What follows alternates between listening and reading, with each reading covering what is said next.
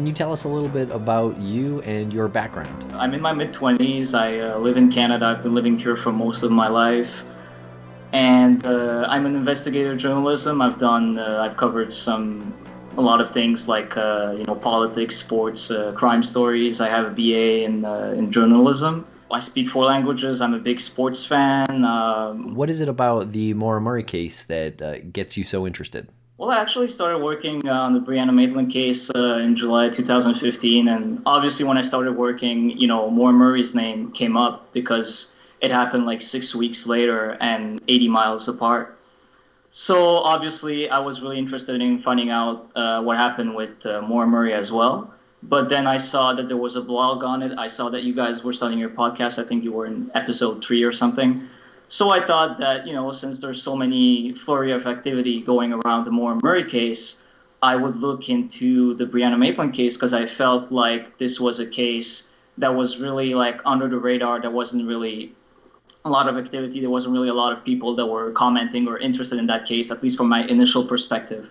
Do you find the two cases to be similar? Well, I do find that they're similar, but that's about it. There's a few things, like the cars being found emptied and locked, and the two girls just going missing out of nowhere, and they're never being solved. Both cases not being solved, and both cases happening at the same time of the year, at the same year. So there's some similarities, but it's when you go deeper into it that you realize that the chances that they are related are actually quite small. You said you started looking into Brianna Maitland in 2015?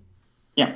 Okay, so you've been doing it for about 2 years. Right. Yeah. That's plenty of time to get a lot of information for a case. So if you don't mind explaining the situation surrounding Brianna's disappearance before we get a little deeper into it.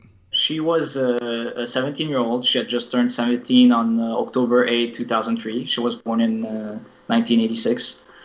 And so she was just, the typical teenage girl that was going to high school. She had friends, and she was getting a little more independent, wanting to be social, wanting to be with friends. Didn't really want to be always living with her parents on their remote farm. And that's how she basically, I believe that maybe around that time, maybe I would say in a span of 6 months to a year before she went missing, is when her area became sort of infested with these people that we spoke about earlier. And she, started partying like most teenagers do. It's no big deal. And she was going to high school also at the same time. She went to a high school called the Missisquoi Valley Union High School, which is in Swanton and Highgate Springs. And then she ended up moving to a high school in Enosburg Falls at the end of her sophomore year. And then that's when things started to move around a lot. There was a lot of movement basically before she went missing. She started working 2 jobs, or actually she started 1 job. She was supposed to start her second job actually a few days after she went missing. She got a job as a dishwasher at the Black Lantern Inn in Montgomery in Vermont.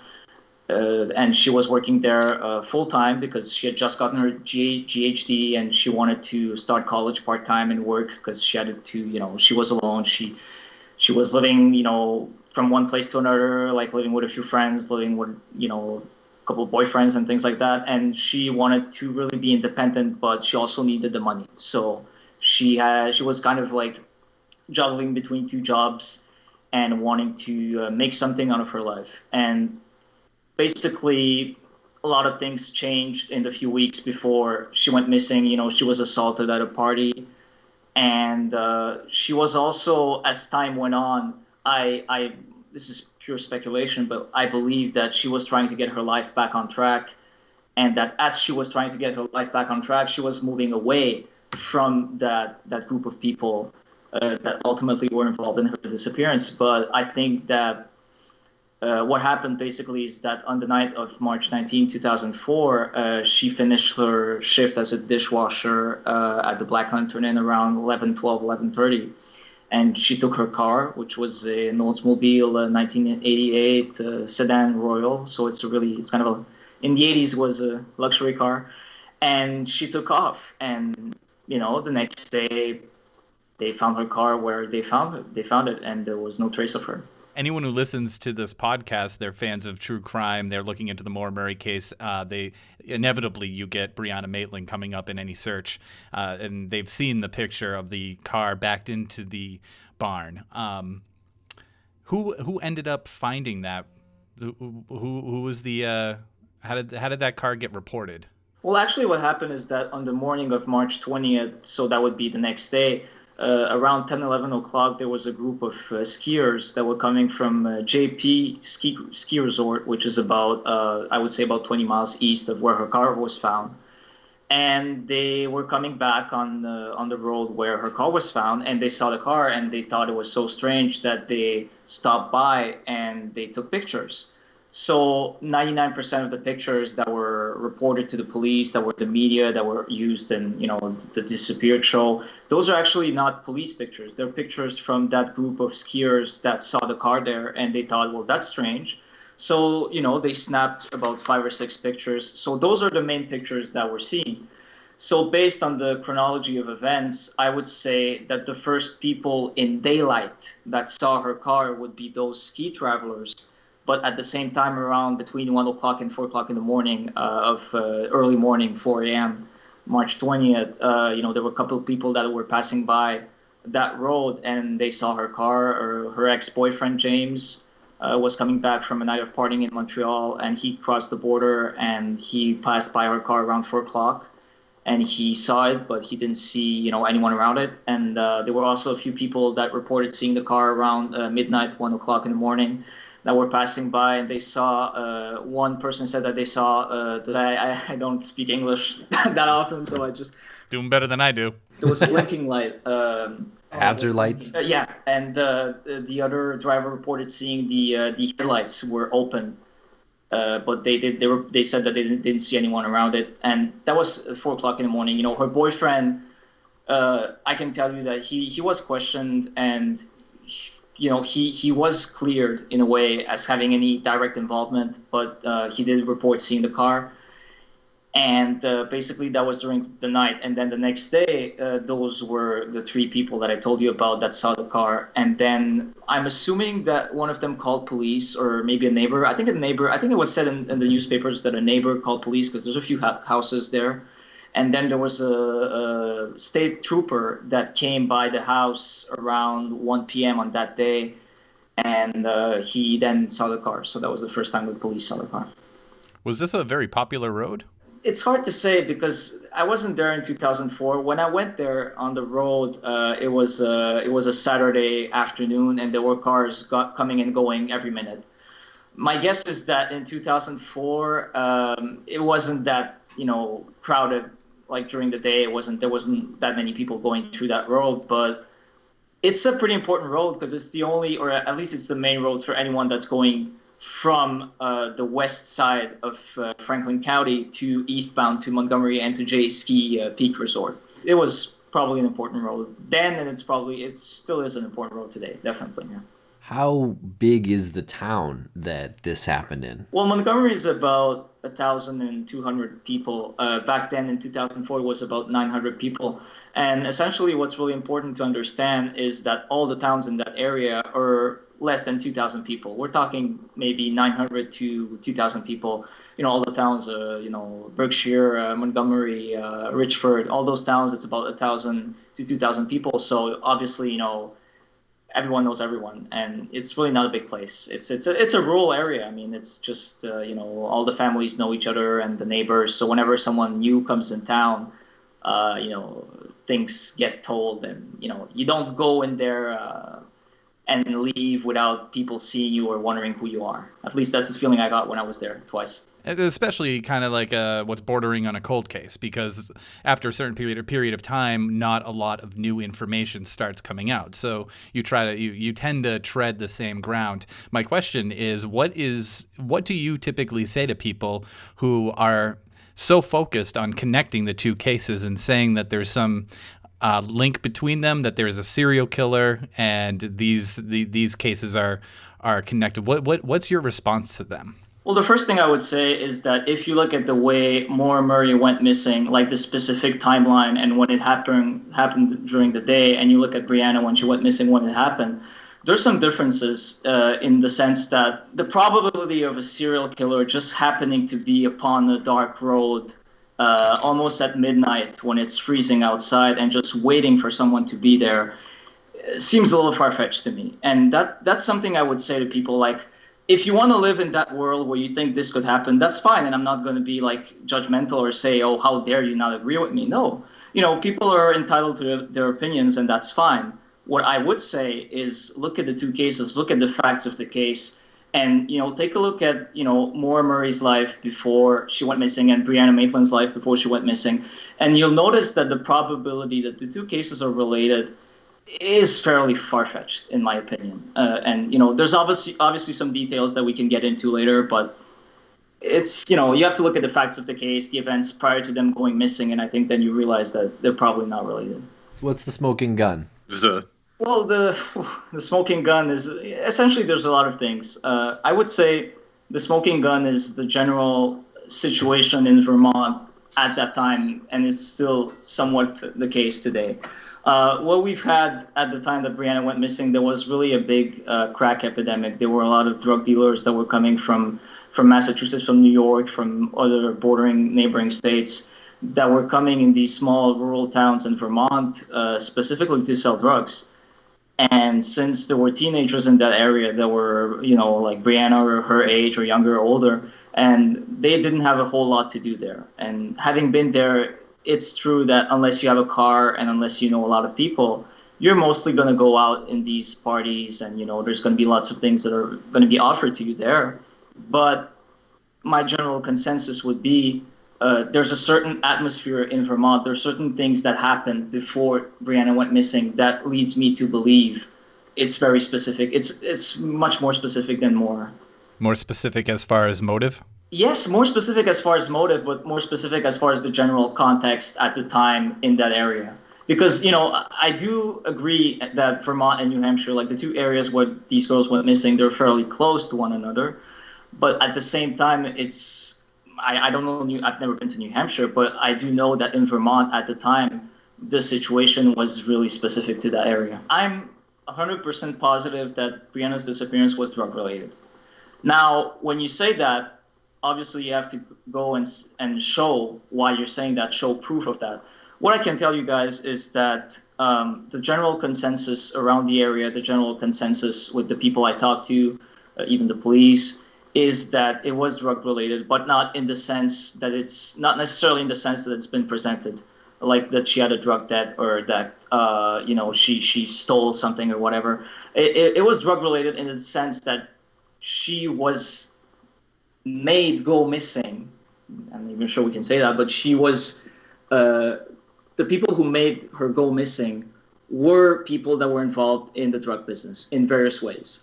They were not just a random killer that just kills for the thrill of it. They were really people that were involved in that in much deeper ways than Brianna, because I don't think she was involved at all in drugs, and they were involved in a way where I don't even think that Brianna in her situation knew how much they were involved in that. So you're saying that she possibly knew them? Are you speaking of people like specifically?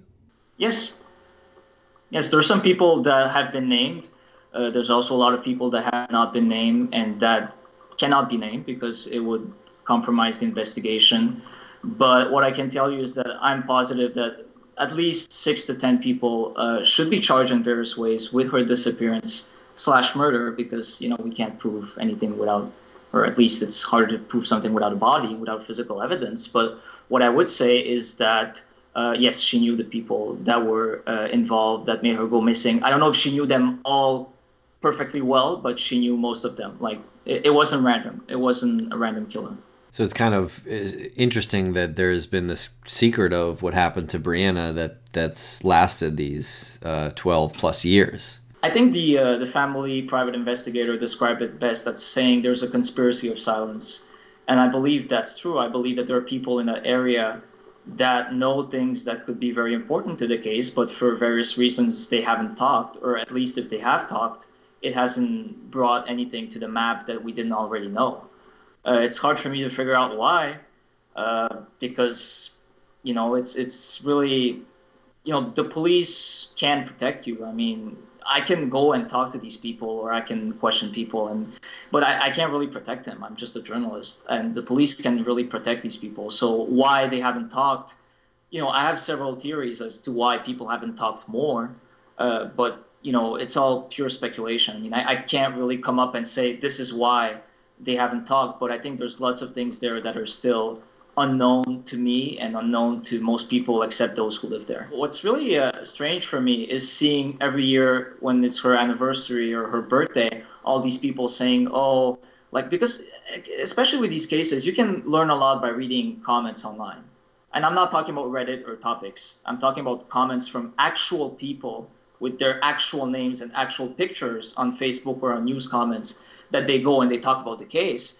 And you can actually learn a lot from reading those comments. And one of the things that stuck out to me was people saying, oh, I've lived there and I've heard these things. And, it's like everyone knows something, but everyone's like, oh, I heard something. And then when you ask them for more, they're like, no, I don't know anything. It's so strange to me. That's very relatable to Maura's case. Do you get the sense that people in the area just want it to go away and they're saying the right thing just to be polite? I get the feeling that this case has haunted that community for over a decade now. And I get the feeling that people want it to be solved, but they don't want to talk. So it's kind of a strange paradox between wanting to move on from that and wanting to actually not say anything for reasons that we don't know necessarily. But what I would say is that a lot of these people, it's a small town, so when things like that happen, there's no way that everyone doesn't know anything. And the feeling that I got when I was there, when I questioned a woman in a convenience store in Richford, is that it's there, and it's like a gum that sticks on your shoe. It's there, and you want to get rid of it, but it's there. And those communities can't heal because this case hasn't been solved. So it has been a considerable amount of time. Do you think that someone is ready to talk? Someone who knows something might be ready? The limb is getting too heavy and it might snap? It's hard for me to say because I think something major would have to happen for someone to talk. I've talked. I've said what I know. Obviously, I wasn't there when it happened, and I wasn't involved from day one. I know certain things, and I've talked. And I think that it's only time will tell. I think something major needs to happen for people to actually start talking and turning on one another. Obviously, we can't force people to talk. The police can force people to talk. And I know firsthand that there are some people that don't talk, but that they know something. I know because I've come across some people like that, and I've seen things online where, someone makes a comment that's so precise, and then you ask them for explanations and they just run away. That's happened to me a few times. So to answer your question in a more specific way, I would have to say that something really, really huge would have to happen, like one of those people getting arrested for something, or them finding out something, or it's hard to say. How do you differentiate between the comments online where you say they're so precise? I don't want you to put your journalistic ethics on the line here by specifically saying what these comments are that are so precise. What is it? Even if I wanted to, I can't really talk about these things because some of these people I've spoken to after, and it turns out that they actually really know a lot of stuff, and some of it is very credible. So I mean, even if you ask me like what were they saying, it's not really something that I can say because it would compromise the investigation. But go on, sorry. Does the Maitland family still live in the area, and what's the family dynamic? What was the family dynamic like before, and what's it like now? Well, obviously, I don't want to talk too much, in their name or on their behalf because there's certain things that I don't know. But obviously, like any family that has a missing person, it's a really broken family. It's really hard for them, and they're really hanging on the hope that one day they'll find the answers.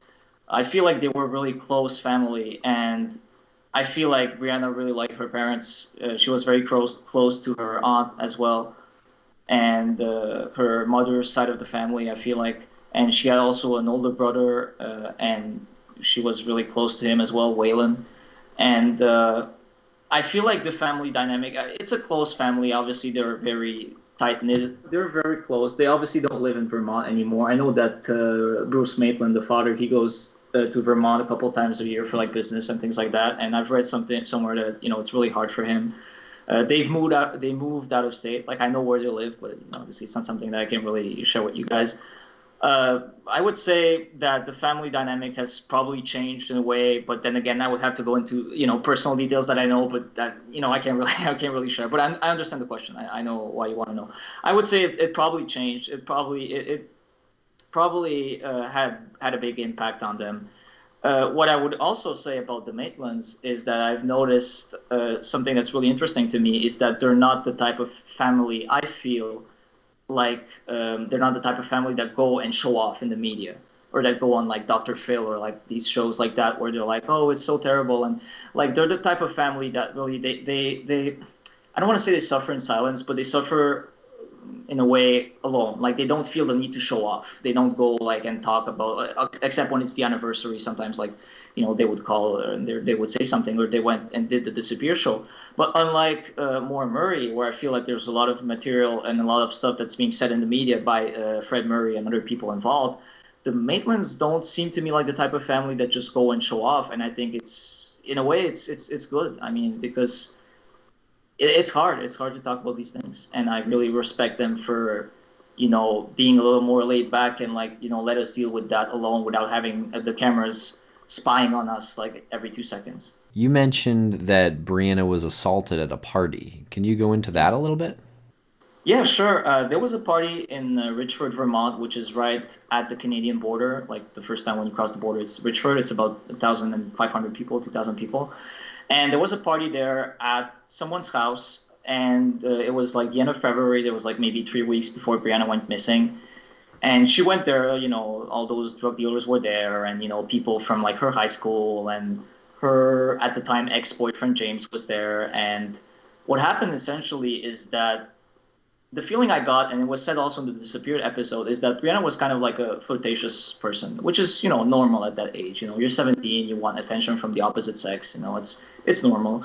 And she was seen flirting with one of the guys, or talking or flirting. Like there's two versions of the story, but essentially she was seen like talking and laughing with this guy that was dating this one girl, and she was assaulted by a girl named Keithy LaCrosse and two of her friends. And so she left and she went into her boyfriend, her ex-boyfriend's truck, and then this one girl came out. She said, "Hey, pull the window down," and then she punched her in the face, and that's how the assault happened. That's what's being said. That was said in the Disappeared episode. That's how the assault happened.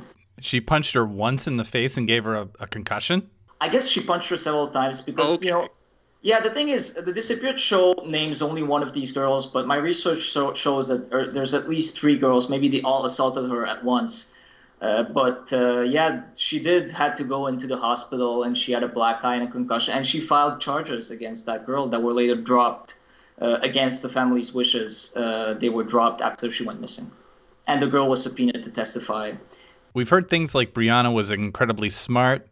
She was a big reader. What kind of person in your research? What kind of person was she? Was she a victim of her environment? It really irks me to say that because it's kind of insulting, but I think she, in a way, I think she was victim of her age, in the sense that, and then again, we can judge people and say things like that, but probably when I was 17, I probably would have been a little naive like she was. Other than that, I would say that, the feeling I got from my research was that she was really a smart girl. She could do anything she wanted. She was loved by a lot of people. A lot of her friends miss her, and she was really the typical teenager that she was all bubbly and happy. Every picture I see of her, she's smiling, and she looked really like a happy kid, And I really get the feeling that she could have done anything she wanted, and I just feel like she was going through a lot when she went missing, and it's just so unfortunate that it happened like that. Really, there's no other way to put it. It's just so unfortunate. How many people do you think were involved with making Brianna go missing? I would say it depends like what we're talking about. Are we talking about the abduction? Because I believe she was abducted from the scene where her car was found, abducted forcibly. Mm-hmm. Or are we talking about where she was held, or are we talking about how she was killed and how they disposed of the body? So I would say between those 3 or 4 time frames, I would say that there's at least 3 to 4 people that were involved, but there could be as up to 15. Between 3 and 15 people, yeah. And I don't know all of them. I have maybe 8 names, 4 of who have never been made public. But I did find some things on these people that makes me think the people who told me about them weren't trying to BS me. They weren't trying to, lead me down the wrong path. I would say that the people who said that definitely knew what they were talking about. Some of the names, and because when someone tells you a name and you can find some prior criminal record about that person, and when the family knows that person and say this is who we believe is involved, there's just no way I can just say, oh, well, no, I'm just going to ignore that because it's inconvenient to some people. No, I have to look into that. The amount of people that you mentioned horrifies me to begin with when I hear that so many people could have been involved. But it also makes me optimistic in that all you need is one of them to talk, right? Right. I was just going to say this, like something similar there. It's horrifying that up to 15 people. So I'm assuming that 2 or 3 or 4 were part of the abduction, and then there was some sort of taking back to a location where there were other people there. However, it went down. But up to 15 people. I mean, that is horrifying, and it's to be completely 180 on the on looking on the positive side of that one person could give. The fact that up to 15 people haven't said anything in almost 13 years is incredibly depressing to me. That if they, and I don't want to say this and sound like, eternal pessimist here, but if 15 people haven't said anything in 13 years, what's going to make them talk now? Things change. Yeah. Well, what I would do, first of all, if I'm the police, I would look into what I gave them. And I know they're doing that, and that can take time. What I would do if I was a police investigator, I would find the weakest member there and just pound on them. Just say, here, I'm giving you a plea deal. This is what I'm giving you, and I'm giving it to you, and I'm telling you that I'm giving it to you, not tricking you and saying, oh, you tell me that, and I'm giving you, and then saying, no, you don't get anything. What I would do is I would just pound on the weakest member, and I would say, okay, I'm giving you a plea deal. In exchange, you tell me exactly what you did to that girl. And I believe I know who that person that would eventually talk could be. You believe you know who the weakest member of the... Yes. Are those people who are potentially involved, are they still all in the area? Some of them are, some of them aren't. The thing that's really important to know about this case is that there are a lot of out-of-state people that were involved, but there's also, and I suspect there's a couple of locals that helped them out, helped them get away with it. And the reason why it's been going on for so long is because there are some locals that have sworn to secrecy over these things. And, I'm not going to speculate on that, but it's possible that some locals are like, okay, this happened. We don't ever talk about this until it goes in the grave with us, and we don't talk about these things. So I believe that in order to pull off what they pulled off, they've had to have had help from the locals. It would have been almost impossible. It sounds like everybody who's looking into this case seems to have the same theory as to what happened, which is a little different with Maura's case, where people basically group off into 3 categories: the opportunistic killer, the running away with somebody, and the went into the woods to kill herself. That's basically the three groups that we have. But it sounds like with Brianna's case, it's pretty straightforward once you start stripping away all of everything else. Once you look at like you said in the beginning, the situation that was happening in the area, once you kind of realistically look at that, I think that's why people go in that direction, right? Well, to go back to what I said earlier, like one of the main arguments that I have that it wasn't a serial killer in the Brianna Maitland case is that specific context and what was going on in the area at the time. There's just too much there for me to believe that it wasn't at all related to these people, or that it wasn't at all related to drugs. And to answer what you said, basically, in the Brianna Maitland case, there's not so much mystery. It's fairly straightforward what could have happened and what was said to have happened and who are some of the people involved. But in Maura Murray's case, there's a lot more mystery. It's like open for speculation. Whereas in Brianna's case, if you don't know the case very well, it's open for speculation. But if you know the case as well as I do and as well as some other journalists do, it's not open for speculation. It's open for few speculations, like what was the motive or things like that. But it's not. It's fairly straightforward. It's just that they haven't found the proof. They haven't found what they need, because it was really a job. Her disappearance / murder was a job done by a group of professionals. And I don't mean that in a positive way. It really is. It was really done in order to make sure that they left nothing behind. That's what makes this case really, hard to understand and hard to swallow sometimes. Was it an accidental murder? Oh, no, definitely not. No way. I'm just going to say, if it's accidental, someone would have to come forward and prove to me that it's accidental, because I have too much stuff that shows it's not accidental at all. No, it was planned. How long was it premeditated? I would say a couple of days before. Maybe I would give it maybe 2 or 3 weeks before at the most, but not a month before. Maybe around the time that they kind of felt that she was slowly but surely moving away from them.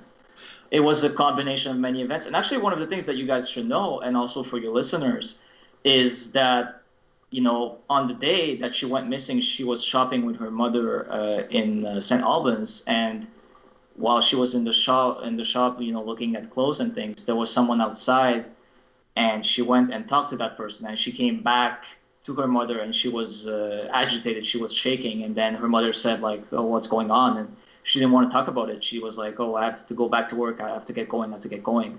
So I believe I know who that person is. And I believe that person told her, "Okay, this is what's going to happen to you." And now we really get into speculation. I just really want to be clear on that. I believe that she knew what was going to happen. But I believe that because she was so young and she was in that state of mind, she brushed it off. Because she was going to go work and she was going to go and do other stuff. She brushed it off as, "Oh, there's no way it's that huge." And it turned out that, yes, it was probably that huge. And that's why what I said earlier, and I'm not trying to, insult her or the family or anything. I just really want to make that clear. What I'm saying is that her age played a big part, in the sense that if she was older, maybe that teenage naivety wouldn't have kicked in so much. Do you believe this person or these people have acted again in a similar way? If they have it in Vermont. I think that this case was so huge and they were so incredibly lucky to get away with it that they probably wouldn't repeat that today. Or if they would do it in a different way. But I don't believe that. I believe that some of these people have killed before. I know for a fact that some of these people have killed before. But I don't believe that they ever tried to repeat that again, because they probably knew that with the resources that the Vermont State Police has today that they didn't have back in 2004, they probably wouldn't get away with it again. Do you believe that they think that they came so close to the flame with this one that they made the decision that they're not going to do anything like that again? Well, it could be. I mean, I don't know how close that group of people are in everyday life. It's a huge possibility that some of them haven't talked since then. I can't really say they're even friends with one another, but what I would say is that I believe that some of them have sworn to secrecy with the locals, or I could really go a lot further, but what I would say essentially is that I believe they know what they did. I believe they know how severe and how serious that is, and they know that there's no way they could pull it off again. So now they're just hoping that this goes the back burner, that just goes away, and I hope it won't. And that's why I'm working on this, because I don't want that to go away.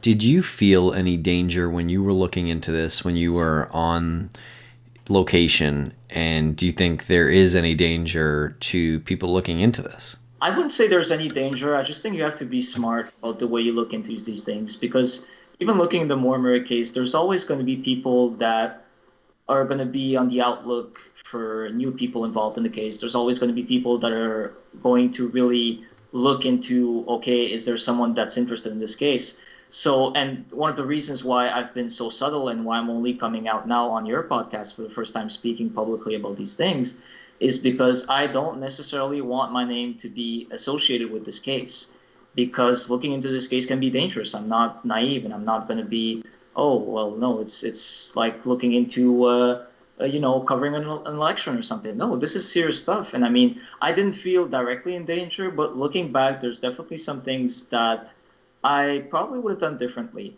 But obviously, the first time I went there, I was a little apprehensive. And I remember texting my best friend. I was like, hey, I'm spending the day in Vermont. If I don't come back, call these people, because, I was like, well, something might happen. And no, but I can say for sure that I was a little scared when I went there and took pictures of the abandoned barn, because, it's a road and people are passing by. So I was like, okay, someone's going to shoot me or something. So I definitely was a little scared. And, there's certain places, specific places I wouldn't go back, certain people I wouldn't talk to again.